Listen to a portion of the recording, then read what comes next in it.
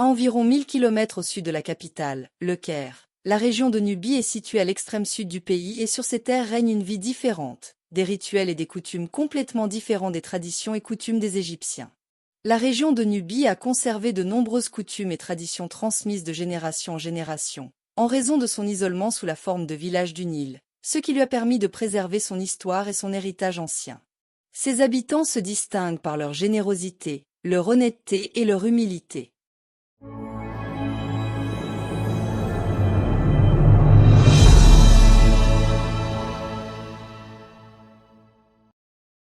Nubie. Sur les rives du Nil éternel et au sud de la ville d'Aswan se trouve la région de la Nubie, ou le pays de l'or comme l'appelaient les anciens il y a des milliers d'années, avec tout le parfum des bons moments, des sourires et de la gentillesse. Visages Brands. Ils ressemblent au Nil par leur générosité et leur générosité. Les habitants de Nubie sont à la peau foncée, pure, gentils et tolérants. Ils reçoivent leurs invités avec le sourire aux lèvres et se distinguent par leur intelligence, leur sincérité et leur patience. Idéaux élevés, morale et maintien de bonnes coutumes sociales.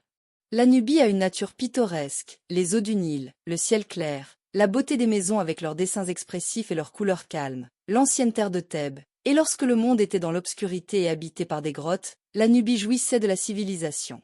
La connaissance et le progrès. Son nom est dérivé du mot « Nub », qui signifie or dans la langue égyptienne ancienne, et c'est pourquoi on l'appelle le pays de l'or. Elle était également célèbre pour ses mines d'or.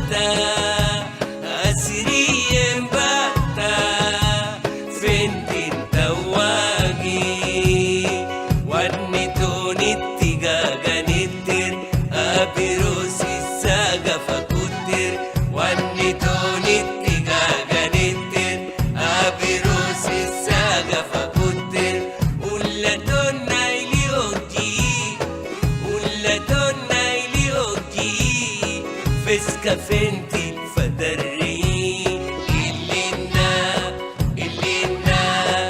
illina fiska darri illina fiska darri allelogo wanna darwa allelogo sagarrogo walla jiblogo sagarrogo allelogo wanna darwa sagarrogo walla jiblogo sagarrogo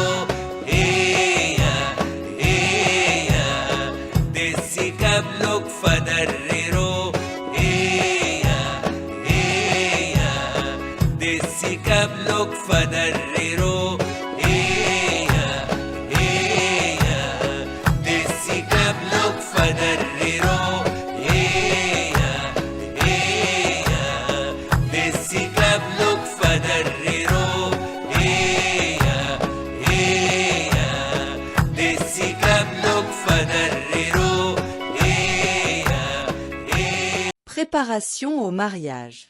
Préparation au mariage et modalité de choix de la fille, mariée, qui a lieu à la naissance de la fille. On dit qu'elle est l'épouse d'un membre de la famille, souvent son cousin. Il existe une méthode de sélection. On présente une ou plusieurs filles à la mère du marié pour qu'elle désigne celle qu'elle juge appropriée pour son fils, puis elle commence à consulter le père du marié. Vient ensuite les fiançailles, qui commencent par la procédure officielle et le déplacement chez la mariée pour s'adresser à ses parents et à leur désir de proposer leur fille. La famille du marié attend la réponse officielle. Alors la famille du marié va présenter un sac rempli de vêtements, de parfums, de bonbons, de chocolat et de cadeaux à la mère de la mariée et à ses filles. La période de fiançailles. Après les fiançailles, le marié rend visite à son épouse au domicile familial et ne sort avec elle qu'après le mariage. La période de fiançailles se poursuit pendant une période qui peut s'étendre sur plus d'1 an. Le marié rend visite à son épouse uniquement chez sa famille, à la maison, et il n'y a pas de période spécifique pour les fiançailles, car elles peuvent durer des années. Ensuite, le marié rend visite à la mariée, avec sa mère et ses sœurs, apportant des cadeaux à la famille de la mariée lors d'occasions telles que les vacances et le mois de Ramadan, en présentant des cadeaux à la famille de la mariée. Alors commence la préparation du jour du mariage.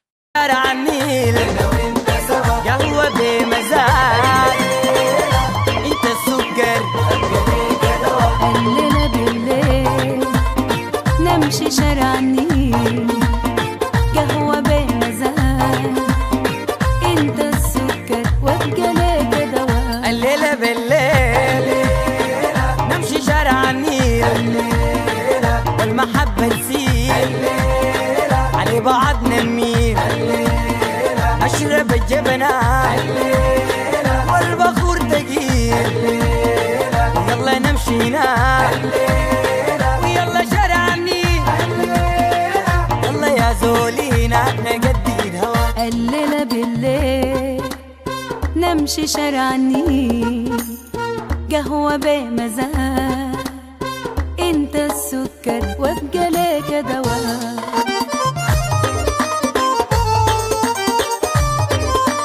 Soirée henné. Qu'est-ce que le henné? Il faut d'abord savoir ce qu'est le henné. Lawsonia inermi, le henné, est un type de plante. Ces arbres poussent dans des conditions climatiques humides et chaudes. Il est préparé en séchant et en broyant les feuilles et les tiges en une fine poudre. Il est utilisé pour nourrir les cheveux et éviter leur chute. Il est également utilisé comme teinture capillaire. Il est également utilisé pour colorer et décorer les mains et les pieds. Soirée henné.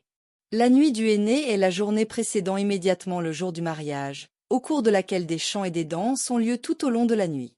Le plateau de henné se compose des produits de base et contient du henné, 5 bougies et une bouteille contenant un parfum appelé vin, que la mariée prend et parfume ses invités, y compris sa famille et ses amis.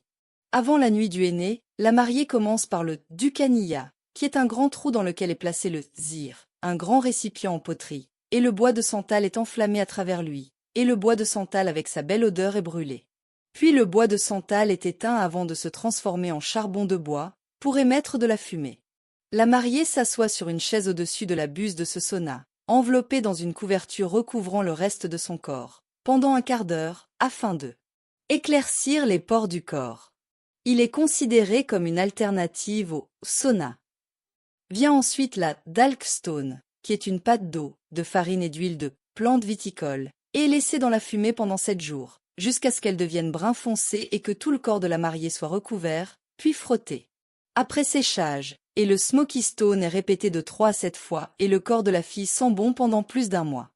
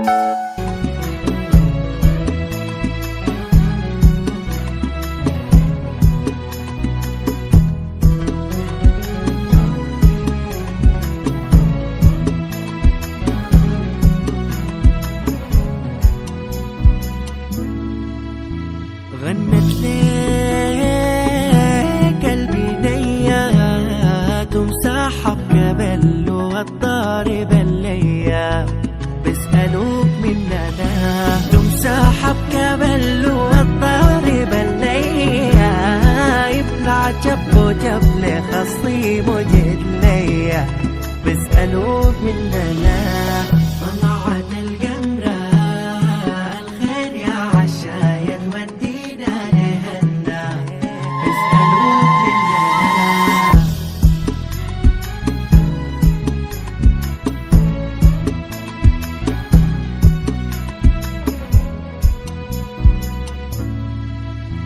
غنى الليك المنام يا ضوى القبايل يا مقنع الكشفة بيسألوك مننا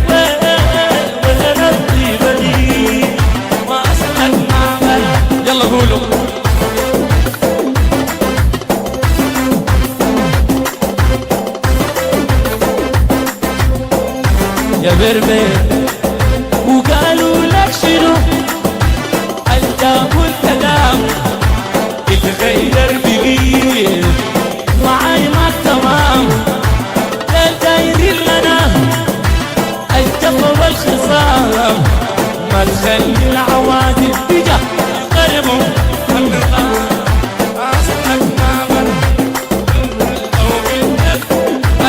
بتفرح الملكة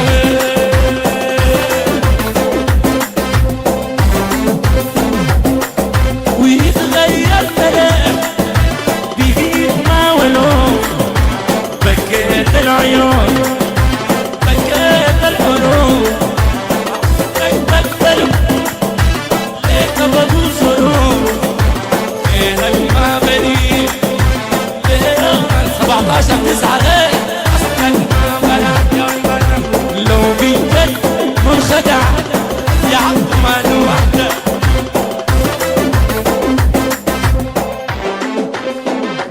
Nuit de noces. Après minuit le lendemain du jour du aîné, les amis du marié se rendent chez le marié et accompagnent le marié au Nil pour se baigner. Ensuite, le marié porte de nouveaux vêtements, puis le marié et ses amis retournent chez lui et sont accueillis avec des chants, des danses et de la musique. Ensuite, ils se dirigent vers la maison de la mariée et passent par au moins 7 voisins pour les inviter à la joie et à la musique. Donnez-leur une assiette de dattes, de bonbons et de pop-corn. Pendant ces périodes, la mère du marié abattait des moutons chez elle, préparait des quantités de nourriture et les transportait sur des plateaux avec des paniers remplis de pain, de pâtes, de riz et un bol rempli de lait jusqu'à la maison de la mariée, ainsi qu'à la famille du marié, et la mère de la mariée jouera des chansons, de la danse et de la musique. Ils mangent de la viande et du pain, et les danses et les tambours continuent jusqu'au lendemain matin. Le couple vit dans la maison de la famille de la mariée pour une période d'au moins 40 jours, et peut s'étendre jusqu'à 1 an, jusqu'à la préparation du mariage. La maison est terminée. Le lendemain matin, les mariés sortent de leur chambre pour prendre un petit déjeuner composé de lait et de friandises. Le lendemain soir, la famille et les amis du marié viennent féliciter le marié et lui donner de l'argent en guise de cadeau. Cadeaux, coutumes et traditions, et ils félicitent les jeunes mariés. Le 7e jour, les célébrations se terminent et les jeunes mariés commencent leur nouvelle vie de mari et femme. بايت عندنا لازم لازم عندنا الليلة بايت عندنا لازم لازم عندنا الليلة بايت عندنا لازم لازم عندنا الليلة بايت عندنا لازم لازم عندنا إن كنت خايف من بابا إن كنت خايف من بابا بابا قاضي المحكمة الليلة بايت عندنا لازم لازم عندنا الليلة بايت عندنا لازم لازم عندنا إن كنت خايف من ماما إن كنت ماما تقولك بالهنا الليلة بايت عندنا لازم عندنا الليلة بايت عندنا لازم عندنا إن كنت خايف من سوسو إن كنت خايف من سوسو سوسو لسه صغيرة الليلة بايت عندنا لازم عندنا الليلة بايت عندنا لازم عندنا إن كنت خايف من جد إن كنت خايف من جد خرف من سنة الليلة بايت عندنا لازم عندنا الليلة بايت عندنا لازم عندنا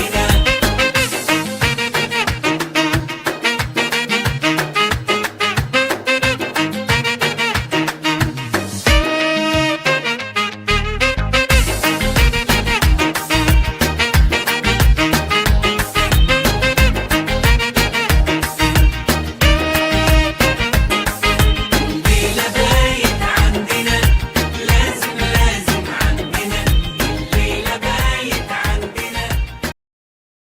J'espère que vous avez apprécié cette courte présentation sur la vie du peuple nubien.